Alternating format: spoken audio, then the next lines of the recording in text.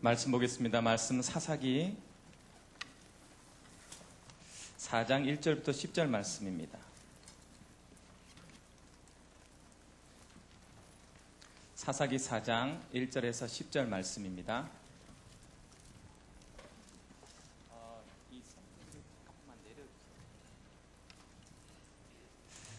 제가 한 절 읽고 우리 청년들이 한 절 읽도록 하겠습니다. 에웃이 죽으니 이스라엘 자손이 또 여호와의 목전에 악을 행하매 여호와께서 하솔에서 통치하는 가나안 왕 야빈의 손에 그들을 파셨으니 그의 군대 장관은 하룻의 탑부임에 거주하는 시스라요. 야빈 왕은 철병거 900대가 있어 20년 동안 이스라엘 자손을 심히 학대했으므로 이스라엘 자손이 여호와께 부르짖었더라. 그때 락비드의 아내 여선지자 드보라가 이스라엘의 사사가 되었는데 그는 에브라임 산지 라마와 베델 사이 드보라의 종려나무 아래에 거주하였고 이스라엘 자손은 그에게 나아가 재판을 받더라.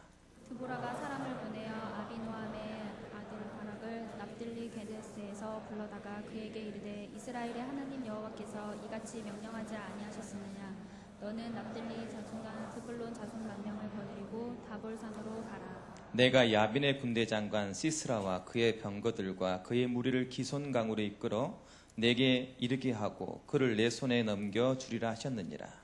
바락이 그에게 이르되 만일 당신이 나와 함께 가면 내가 가려니와 만일 당신이 나와 함께 가지 아니하면 나도 가지 아니하겠노라 하니 이르되 내가 반드시 너와 함께 가리라. 그러나 내가 이번에 가는 길에서는 영광을 얻지 못하리니 이는 여호와께서 시스라를 여인의 손에 파실 것임이니라 하고 드보라가 일어나 발락과 함께 게데스로 가니라.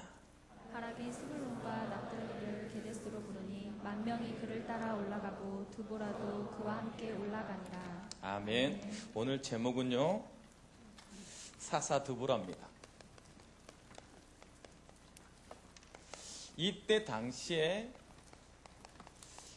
여자는 사실은 주류는 아니었습니다. 굉장히 어느 정도였냐면 개수의 명단에 빠질 정도로 주류는 아니었죠. 그런데 이 드보라는 이 사건을 통해서 하나님의 쓰시는 것은 사람의 판단과 같지 않다는 것을 많이 보여줍니다. 여러분 정말로 중요한 건 뭐냐면 내가 누구로 살아가냐예요. 이번 주 강단을 통해서 우리가 항상 기억해야 될 것은 나의 뭐다? 영적 정체성이 뭐다? 다른 말로 내가 누구로 이 세상에 살아갈 거냐? 사회의 약자냐? 사회에 없는 자냐? 이 세상에 가장 필요 없는 사람으로 살아갈 거냐? 아니면 언제나 당하고 언제나 넘어지고 언제나 부족한 자로 그렇게 살아갈 거냐? 사실은 그렇게 사는 사람이 많거든요. 왜요? 왜 앞에 영적이라는 것을 붙였을까요? 사단은 그래서 언제나요, 정말로 사단이 있다 하면 언제나 이걸 잃어버리게 만들어요. 내가 없는 자구나. 내가 무능한 자구나. 내가 연약한 자가 맞구나. 나는 왜 이렇게 노력해도 결과적으로 이 세상의 주류 속에 들어가지 못하는 그런 삶을 살아야 되는 거구나. 내가 최선을 다해서 인간관계를 맺어가며 최선을 다해서 인간에게도 잘했는데도 이상하게 나는 그들의 주류 속에 들어가지 못하며 그들과 함께 무엇인가를 변화시키는데 초대받지 못하는 사람인 것 같은. 여러분 맞습니다. 여러분은 이 세상의 이방인이요, 이 세상의 나그네입니다. 나그네예요. 하나님은 우리를 영적인 정체성을 뭐로 말하냐면 하나님 백성의 주류자로 만들어놨어요. 그렇기 때문에 이 세상의 판단의 눈으로는 어떨 때는 내가 실패자인가? 느낄 만큼 그럴 수 있습니다. 그래서 그것이 더 부각되게 나는 BMW도 없고 나는 왜 하필 강남 스타일이 아니고 강서 스타일이고 오빠는 강서 스타일이야. 요 자존심 머리에 강서 스타일입니다. 그러니까 나도 모르게 사단이 있다면 영적 정체성을 자꾸 잃어가게 만든단 말이에요. 환경 속에서. 그래서 기억해라. 주일날 와서 예배를 드리면서 계속 기억해라. 너희는 이 세상의 판단으로 주류가 아니라 너희 영적 정체성이 무엇인지를 기억해라. 뭐다? 하나님의 동역자다. 네가 하나님과 함께 일할 사람이다. 하나님의 동역자다. 맞아요. 여러분 가는 곳에 하나님 반드시 함께 가십니다. 여러분 곳에 하나님의 나라가 반드시 임할 것입니다. 그래야지 뭐 한다고요? 지혜로운 건축자가 될 수 있어요. 왜요? 안 그러면 자꾸 썩어질 것, 불에 탈 것, 무너질 것을 향해 달려갈 거거든. 내가 영적인 정체성을 잃어버리면 돈과 권세와 명예 때문에 나는 언제나 나보다 높은 자에게는 비굴 해야 되고 나보다 없는 자에게는 힘을 써야 되는 세상의 논리로 살아가야 됩니다. 그래서 지혜롭지 못한 자가 됐죠. 그렇죠? 그래서 영적 정체성을 발견할 때 지혜로운 건축자의 삶을 살 수 있어요.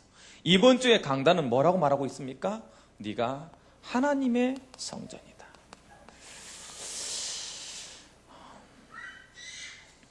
이 세상에서 축복을 줄 수 있는 최고의 축복은 뭐냐면 내가 너와 함께 가겠다예요. 예수님께서 제자들한테 뭐라고 얘기하냐면 야들아, 내가 하는 일이 그렇게 대단해 보이냐? 내가 병든 자를 낫게 만들고 내가 가는 곳에 흑암이 몰라가지고 날씨를 바꿔버리고 물고기 2마리와 보리떡 5개로 5,000명을 먹이고 이렇게 대단해 보이냐? 너희가 나보다 더 큰 일도 하리라. 예수님이 제자들 불러놓고 그러면 어떻게 내가 그럴 수 있나요? 하나님, 내가 어떻게 그런 일을 할 수 있나요? 제자들의 질문에 뭐라고 말한지 아십니까? 내가 영원토록 너와 함께 할 것인데 내가 너를 고아와 같이 버려두지 않을 것이기 때문에 그렇다. 언제나 기억해야 돼. 성전이라는 의미는 뭐냐면 내 아버지가 나의 손을 잡고 내 앞에 서 있는 거야. 그러니까 성전이고 성령이 와서 나를 같이 가고 있어요, 내가 가고 있어요, 이 정도의 의미가 아니고 언제나 하나님의 능력이 여러분 주위에 항상 같이 있어가지고 내가 우리 아들이요, 어디 가서나 아버지는 대단한 사람인 줄 알아. 아직 철이 없잖아. 철들면 안 그럽니다. 5학년짜리는 안 그래요. 벌써 철이 들었어. 아버지의 무능과 아버지의 부족함을 알지요. 그래서 요구도 안 해. 그런데 우리 둘째 놈은요, 아직은 어려. 아빠가 다 해줄 수 있다고 믿어. 그래서 요요 53,000원짜리를 사줄 수 있는 아빠라고 믿어.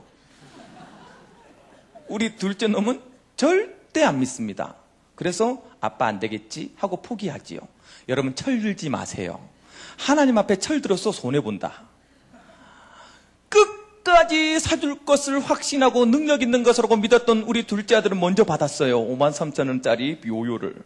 우와, 내 인생에 53,000원을 쓸 건 요요 장난감 쓰리라고로서는 아버지 되지 않았으면 못 썼습니다. 맞아요. 함께 간다는 의미는 그거예요. 성전이라는 의미는 그거예요. 그거 가지고 가는 거예요. 모든 것에 능하신 하나님의 능력이 나애가 가는 모든 곳에 가치가 있는 거예요. 그래서 뭐 하기만 하면 돌아서 부르짖기만 하면 그 하나님은 하나님의 능력으로 여러분이 상상할 수도 없는 일들을 그냥. 목사님, 진짜입니까? 내가 이 자리에 서 있잖아요. 내가 이 자리에 서 있잖아요. 우리 가정 식구들한테 물어보세요. 내가 어떤 놈이었는지. 내가 항상 얘기하잖아. 온다. 쿵쿵쿵. 들리지 않도록만 말해주면 얼마나 좋아. 다 들려. 온다. 빨리 들어가. 네 방에 들어가. 텔레비전도 금방 켜놨는데 꺼버리고. 누가 들어온다고? 자식 들어온다고. 우리 식구 들어온다고. 내가 들어간다고 식구들이 각자 방에 들어가 버리는 거야. 자기들끼리 막 앉아서 고구마 깎아 먹으면서 텔레비전 보다가 쿵쿵쿵쿵 소리 나니까 온다. 그리고 각자 방에 가는 거야. 그 정도로 이방인이었어요, 제가 우리 집에. 그런데 그럼 지나가다가 눈 마주쳤다고 맞고 막. 왜 그거 꼬라보냐고 내 동생 때리고 막 그랬다니까 내가. 그럴 사람으로 보입니까 제가? 사단의 씨였지. 내가 이 자리에 서 있잖아요. 그게 하나님의 능력입니다. 여러분 이 자리에 앉아 있잖아요. 하나님이 함께 가신다니까 글쎄. 세상은요, 누구도 나를 변화시킬 수 없는데 하나님은 한순간에 나를 변화시킬 수 있다. 그게 함께 의미예요. 오늘도 여러분 조금만 깨달으면 여러분 모든 인생의 운명을 다 바꿀 수 있다. 그게 하나님이 함께 한다는 의미예요. 그것을 깨닫는 여러분 되길 바랍니다. 여러분 환경이 여러분 너무 어렵게 만듭니까? 하나님이 함께 가신다니까. 그곳에 하나님 역사해버리면 어떻게 될까요? 답을 가지시기 바랍니다. 그래서요, 영적 정체성을 깨달은 사람이 회복하는 게 뭐다? 나와 함께 계시는 거구나. 성령의 내주를 깨닫는 거예요. 성령이 함께 계심을 누리는 사람에게, 깨달은 사람에게, 함께 있음을 깨달은 사람이 살아가는 방법이 뭐다? 7가지 축복이다. 하나님이 나와 함께 계시고 내가 하나님 부를 때 역사하시고, 그렇죠? 혹시 나를 재앙 속으로, 나를 지금도 저주 속에 몰아가고 있는 저주가 예수 이름 부를 때 꺾여지는 것을 보게 될 것이고, 내가 하나님께 간구하는 것에 하나님께서 역사하는 것을 보게 될 것이며, 가는 곳곳마다 나는 이 나라 백성처럼 저주를 받고 이 나라 백성에 의하면 성공할 수 없는 사람인데 천국 백성이여 천국 대사인 증거로 할 수 없는 일을 해낼 수 있는 사람이 돼 있고, 그렇지 않습니까? 가는 곳곳마다 내 입을 벌려서 예수가 그리스도인 것이 맞다는 것을 증거하게 만들 것이며, 결국은 하나님께 쓰임받는 사람으로 쓰 있는 거예요. 그게 7가지 축복을 누리는 거. 성전된 사람이 나와 함께 계심을 누리면 7가지는 내 삶 속에 그대로 쫓아오게 됐어요. 그러니까 점검해야 돼. 내가 어떻게 살고 있는지, 진짜 하나님과 함께 살고 있는지. 이번 주에는요, 함께 계심이 날마다 누려져야 돼. 어떻게 누려질까요? 성령이 나와 함께 계시면 어떻게 누릴 수 있냐면 질문하면 돼. 하나님 계시죠? 그러면 하나님 언제나 나한테 그래. 아들아, 내가 너를 알지 않냐? 너의 부족함을 알지 않냐? 너의 연약함을 알지 않냐? 네가 오늘도 실패할 줄 나는 알고 있다. 그런데 너 때문이면 너는 실패하겠지만 내가 함께 간다면 너는 오늘도 승리자가 될 것이다. 그 얘기가 자꾸 들려. 나는 오늘도 이 강단했을 때 하나님, 내가 어떻게 강단했습니까? 내가 어떻게 이 사람들한테 그리스도를 말하는 사가 돼 있습니까? 그럴 때 스스로에게 하나님, 안다 어저께 잔 거 준비 안 한 거 안다. 글쎄 그냥 입만 벌려. 내가 다 얘기할게. 7가지 축복. 그래서 오늘 이 메시지는 내 메시지가 아니에요. 담임 목사님 메시지입니다. 나는 지금 사실은 정리가 안 돼 있어. 앞으로 할 메시지가 내 머릿속에 어떻게 나올지 나도 모르겠어. 그런데 담임 목사님이 함께 간다고 했어. 답을 줘버렸다니까 나한테. 말할 거 신경 쓰지 말고 선포하래. 오늘 나 말할 거 신경 안 쓰고 선포합니다. 어떤 말 나갈지 몰라요. 긴장하시기 바랍니다. 7가지를 누리는 거야. 함께 계시면. 오늘도 여러분, 하루 종일이 아니라 일주일 내내 행복할 수 있는 방법이 뭐예요? 대화하는 게 그 하나님이. 무조건 내 편인 사람하고 대화할 때 얼마나 힘납니까? 안 그래요? 아니, 아버지가 싫으면 어떻게 해야 돼요? 반항아가 됩니다. 집 나가지요. 똑같아요. 하나님은 무조건 날 들어줄 거야. 뭐 해줄까 이러고 있는데 얼마나 신나요? 이렇게 하나님, 내가 조금 괜찮아 내가 해줄게. 다 들어줄게. 얼마나 신나요? 나만 신나구나. 그걸 일주일 내내 누린다니까. 직장에 가서 너무 피곤해. 막 사람들이 너무 나를 막 힘들게 만들어. 제가요, 직장에 종교생활 하는데 직장에 이제 착한 사람, 내가 교회 다니니까 성경책을 폈잖아. 직장에서. 여러분, 직장에서 성경책을 펼 때는 많은 결단이 있어야 됩니다. 아, 너 교회 다니는구나. 이 말 한마디예요. 가서 술을 마실 수 있나요? 마시는구나. 자, 성경책을 펼 때는 많은 것을 포기해야 된다니까. 그러니까 내가 성경책을 뭣도 모르고 진짜 내가 직장 생활할 때 성경책을 먼저 폈잖아요.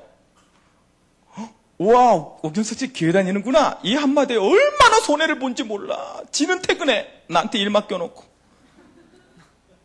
와, 나 정말 내가 같이 성질 낼 수도 없고, 참아라, 용서해라, 사랑해라, 막 그래가지고 얼마나 착하게. 내가 원래 착하지가 않습니다. 여러분 보기엔 내가 얼굴이 착해 보여요?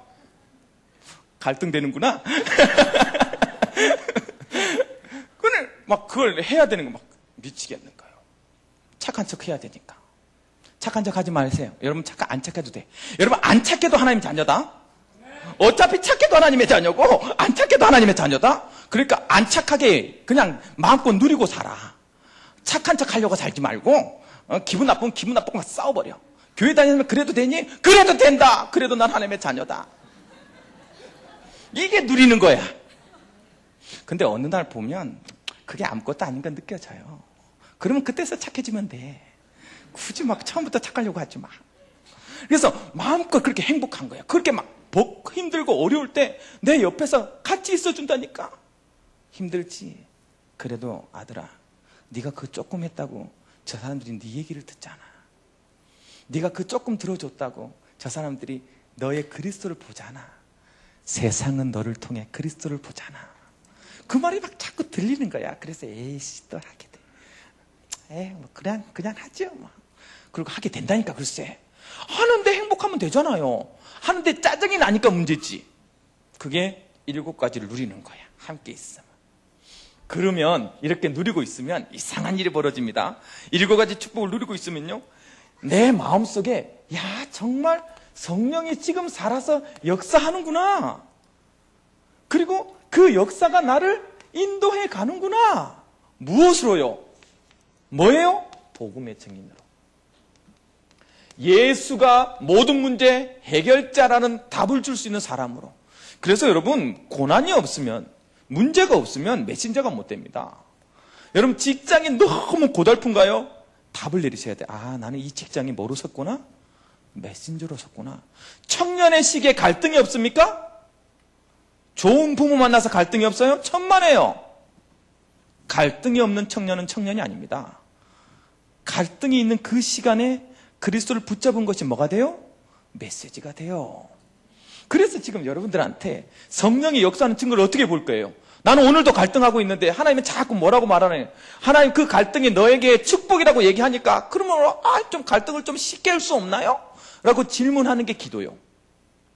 하나님 이 갈등은 나만 하나요? 라고 말하는 게 기도요. 아니에요. 다 해요. 그런데 정도가 달라요.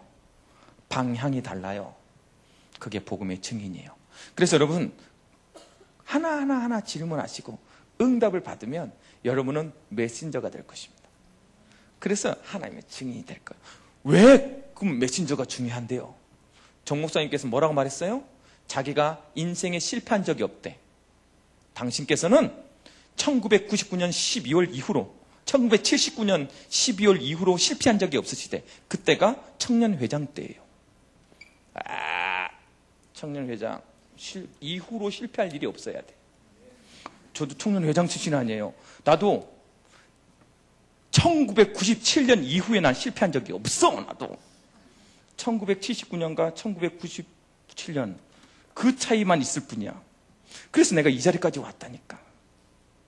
여러분 여기 내가 말해서 증인으로 말하잖아요. 1년 동안 아무것도 안 하고 내가 여기 청년에 올인하겠습니다. 마음 먹었더니 직장 줬고요. 나는 올인하겠다고 마음 먹었는데 새로운 직장 줬고요. 와이프 줬고요. 참, 근데 그랬다니까. 그리고 지금까지 왔다고. 청년회장 정신 차려라.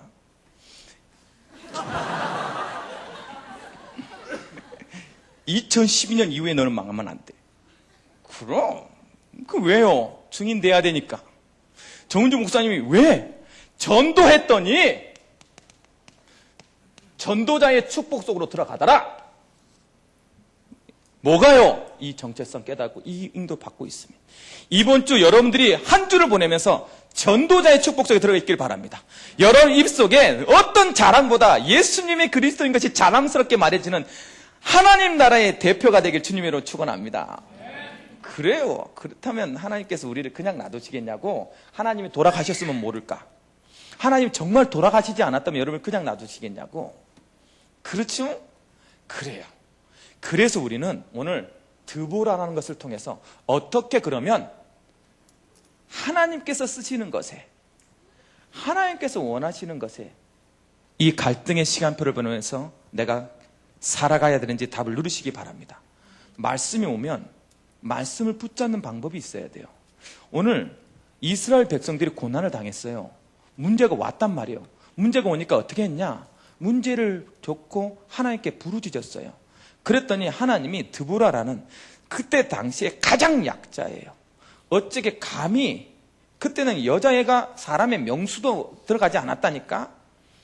요즘은 되게 좋은 거야, 여러분. 여성 동포 여러분, 여성 평등을 요구하시는 여러분, 굉장히 좋아진 거야. 더 좋아질 거냐고? 더 좋아질 거야, 사실은. 더 좋아져야 되고. 왜요? 하나님의 마음은 그런 마음이 아니었는데 세상의 문화가 그랬어.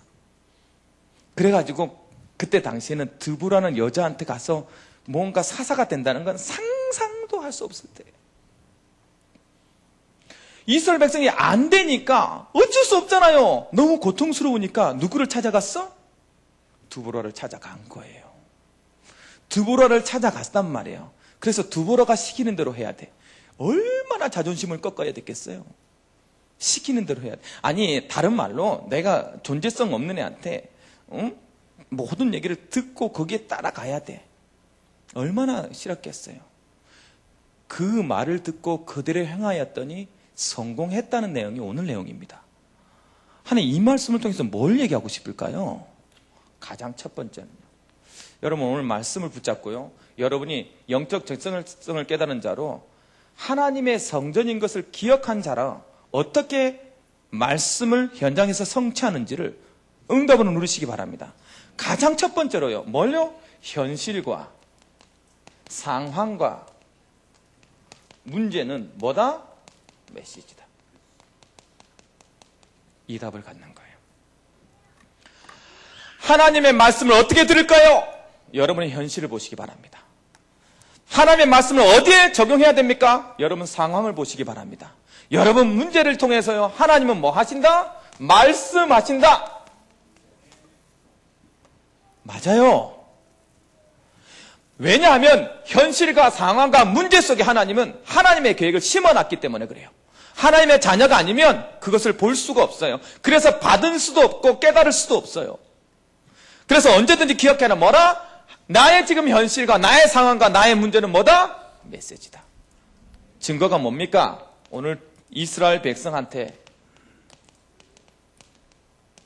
포로 속국은 뭐다? 깨달으라는 거예요. 뭐로? 왜 이 상태까지 왔는지. 너의 현실을 보고 하나님의 계획 말씀하래. 뭐해라? 돌이키라. 내게 부르짖으라. 그 말씀으로 보라는 거예요. 여러분, 초대교회가 교회만 모이기만 하면 죽게끔 돼 있었어요. 뭐 하라는 거예요?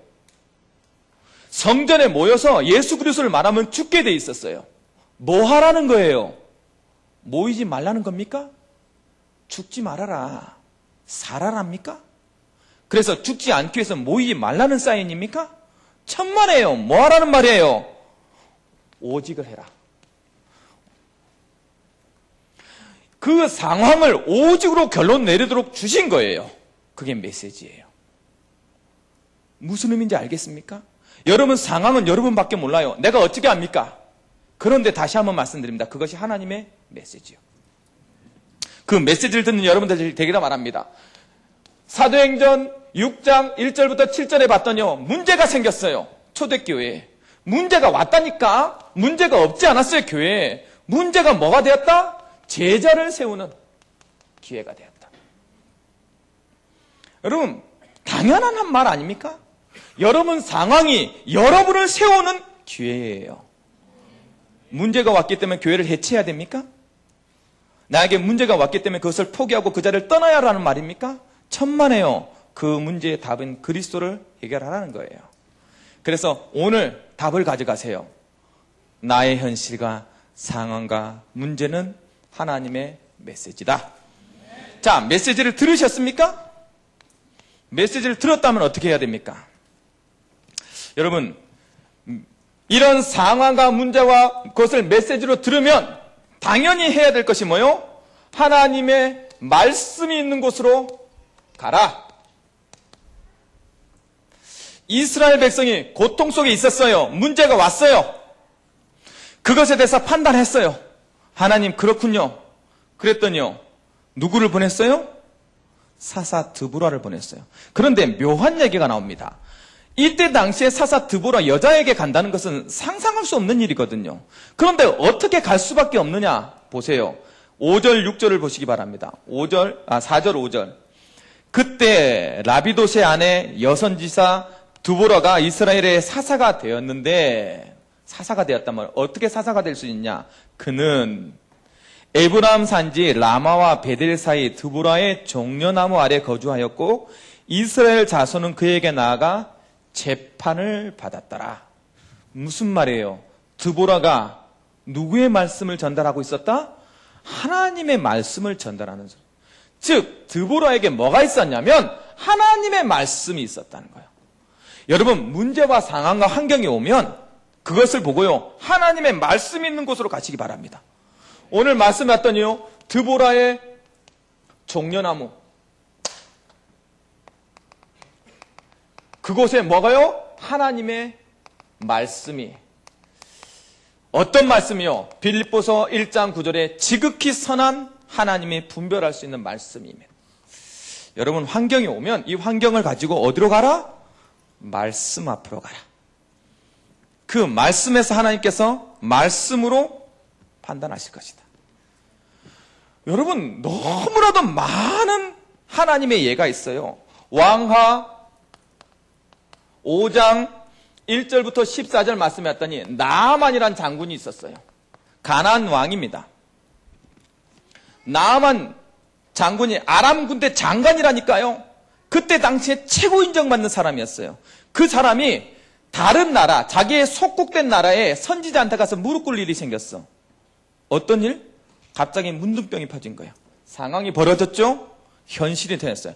문둥병은 그때 당시에 아무도 나을 수 없는 전염병입니다. 갑옷만 벗으면 그 앞에 쇠알이 썩어가는 거예요. 갑옷을 입고 있을 때는 장관이야, 장관. 아무도 몰라. 여러분, 여러분이 이 자리에 지금 웃고 있으면 아무도 몰라요. 여러분은 이 시대의 최고의 응답받는 청년 같아.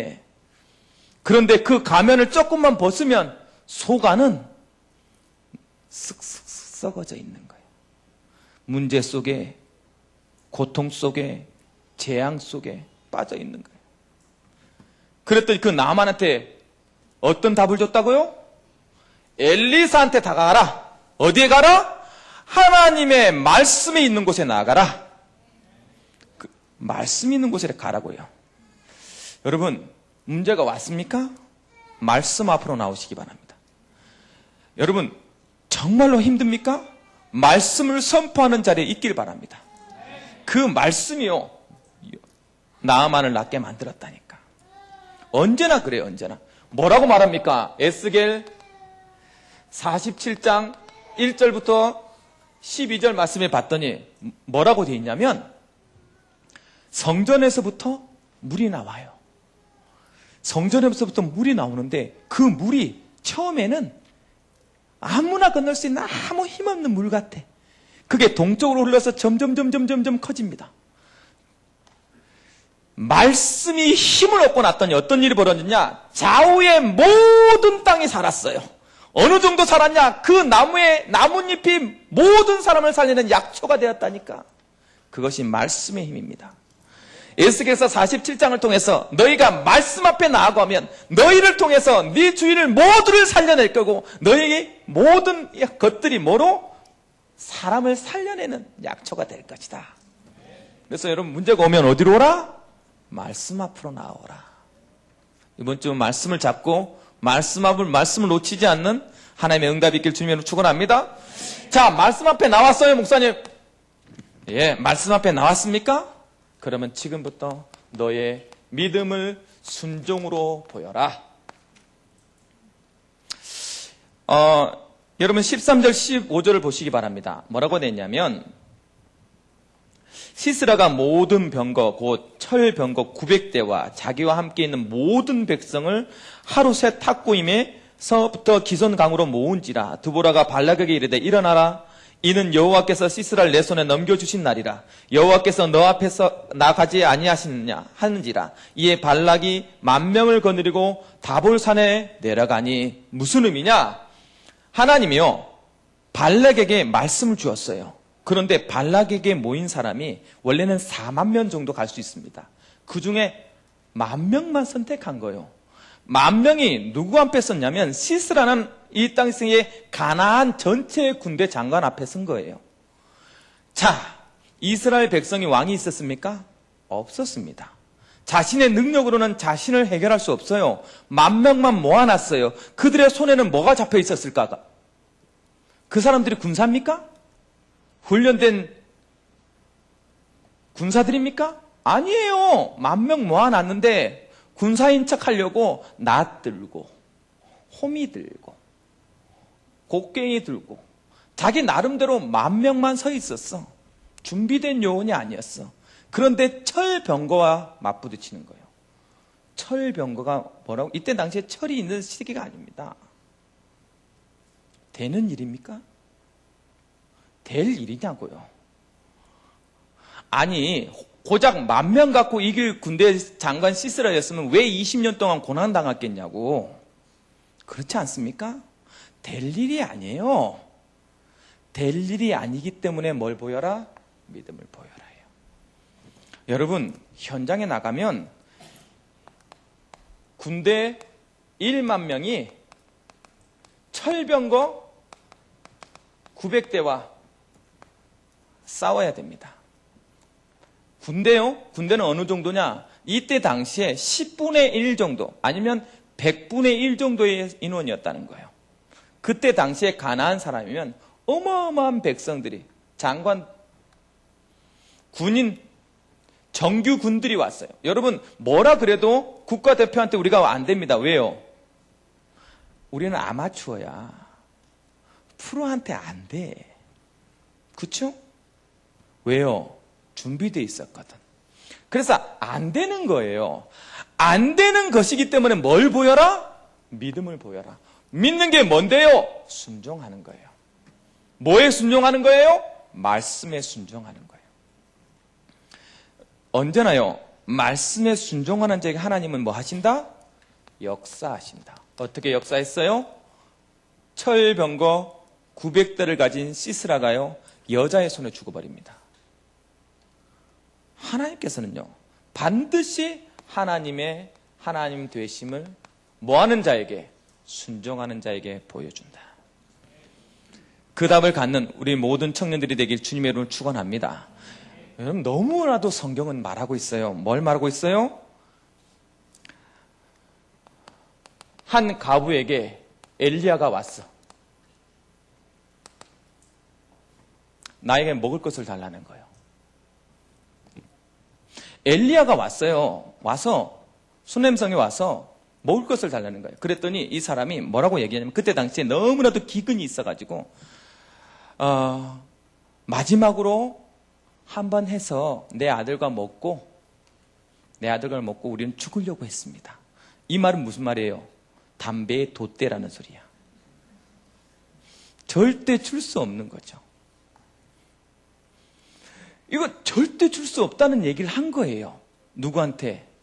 선지자 엘리야한테. 그러면 눈치 있는 사람은 알아차려야지. 우리 이거 먹고 죽으려고 했어요. 이 말은 주겠다는 말이에요? 안 주겠다는 말이에요? 못 주겠다는 말이에요. 사실은 우리도 먹고 죽을 식량이 없습니다라는 내용이에요.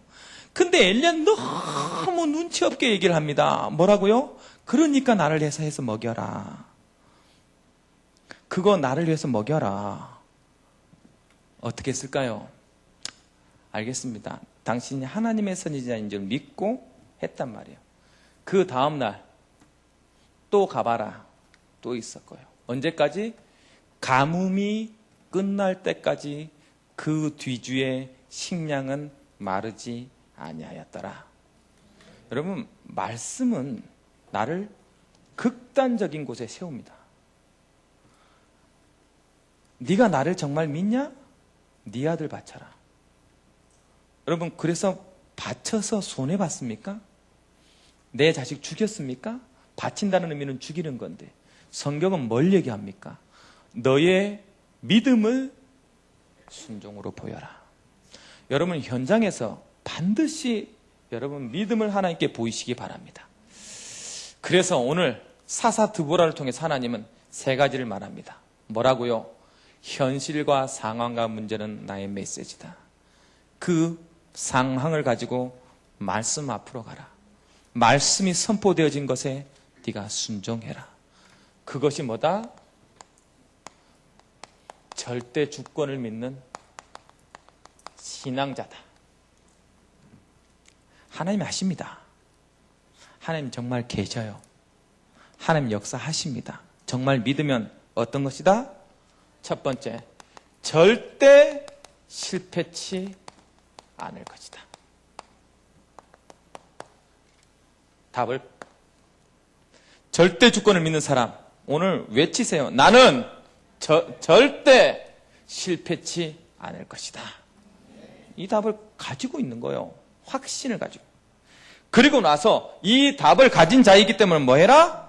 지금 나의 발걸음을 뭐 해라? 결단해라. 어디 앞에 가도록? 말씀 앞에 가도록 결단해라. 그 발걸음 한 발 움직이는 믿음이 없어요. 내가 믿는다고 그렇게 얘기하면서 문 밖에 나서면서 하나님 말씀과 상관없이 살아가요. 다시 옛 체질대로, 다시 옛 기능대로. 그것을 멈춰서서 뭐 해라? 나의 발걸음을 결단으로 바꿔내라. 그러면 뭐 할 것이다?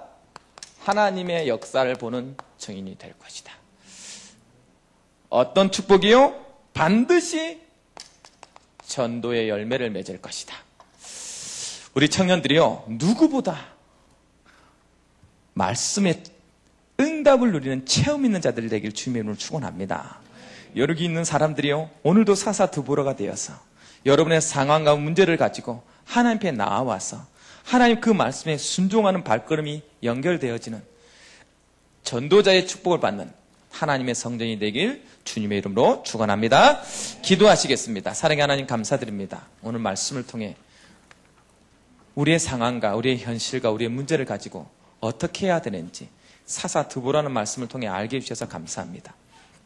하나님의 성전된 영적 정체성을 깨달은 자로 언제나 현장에서 말씀 앞에 순종할 때 성령이 함께 계시고 성령이 역사하시고 인도하는 것을 맛보는 전도자의 축복을 누리는 우리 모든 청년이 될 수 있도록 축복하여 주옵소서. 예수님의 이름으로 기도드리옵나이다. 아멘.